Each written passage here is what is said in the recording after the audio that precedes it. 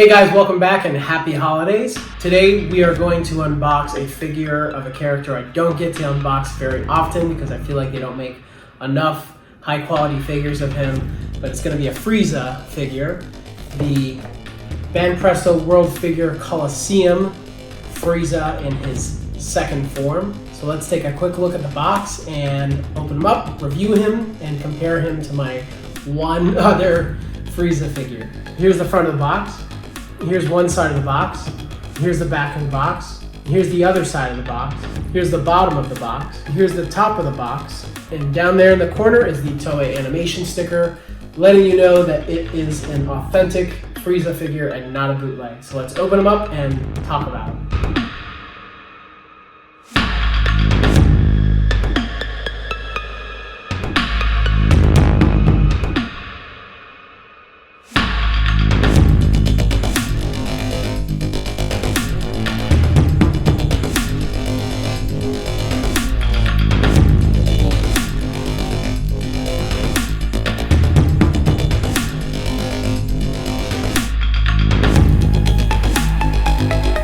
Okay, Frieza comes in multiple pieces. I think it's five different pieces. He has his head, his body, his legs, one half of his tail, and the end piece of his tail. He also has a base, a stand for, I believe, his tail, and this weird circle part of his stand. I'm gonna figure out what it's for when we get there. So let's put them together and figure out how he stands up, and we'll talk about him.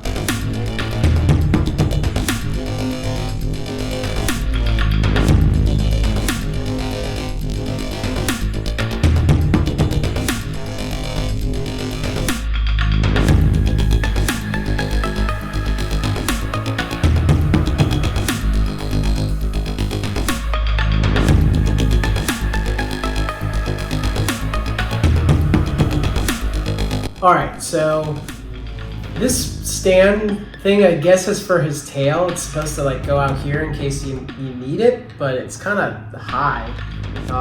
And I don't think I need it. His weight is distributed really well, surprisingly.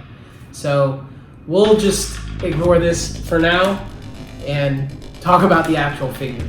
So first things first, the pose is obviously really unique for Frieza.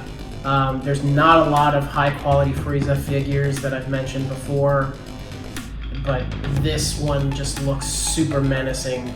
Its size itself just makes it stand out from other figures just because his tail is like the same size of his actual body, so that's pretty cool. One thing that I really like about this figure is the little purple spots on his head, his torso, and his shoulders.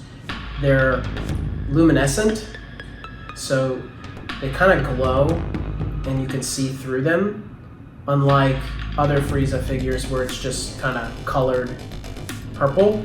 So that's really cool. In the light, he kind of just shines. So when we get to his face, that's where I kind of am disappointed.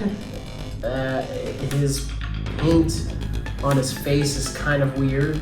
The pink on the side of his face just kind of stops and turns to white, and I don't think that's how it should be. There's some pink moving into the purple under his left eye on his face, so that's kind of dumb, and his eyes look kind of goofy if you look at it from a certain angle, but I think you're supposed to look at him from the side anyways. The shading across his body is excellent. The paint application is really good. You can see a lot of like detail around his body. It kind of makes him look more realistic, which is kind of weird because his face is kind of like anime-like, but the rest of his body is like if they did hyper-realism with Frieza, so it's a little jarring. If they had gone kind of the full way, maybe it would have worked, but I don't know. Yeah, the detail around his body is pretty awesome though. You can see the veins on the top of his hands, on his biceps, and obviously just the sheer size of his tail makes him stand out significantly. Alright, so let's do some size comparisons with some of my other Frieza figures, and by some I mean one.